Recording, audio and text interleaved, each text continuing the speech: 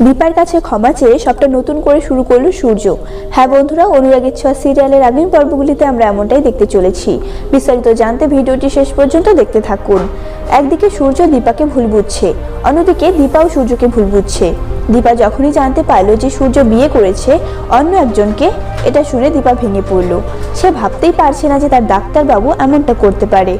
এদিকে সূর্য ভাবে যে দীপাও তার মতো নতুন জীবন শুরু করছে, কিন্তু দীপা যে আজও সূর্যকে ভালোবেসে সেই একই জায়গায় আটকে আছে সেটা বুঝতে পারলো না সূর্য। বুঝতে না পেরে সে দীপাকেই দোষ দিতে থাকে আর ভাবে যে দীপার জন্যই সবটা শেষ হয়ে গেছে। ঠিক সেই মুহূর্তে সূর্যের সব ভুল ভাঙায় দীপার বাবা। দীপার বাবা সূর্যকে সবটা খুলে বলে যে দীপা অর্জুনকে বিয়ে করেনি এবং সূর্যকে সেনগুপ্ত বাড়িতে যেতে বলে। তিনি আরো বলেন, তুমি সেখানে গেলেই সবটা ঠিক হয়ে যাবে আর আমার মেয়েটাকে আর কষ্ট পেতে হবে না।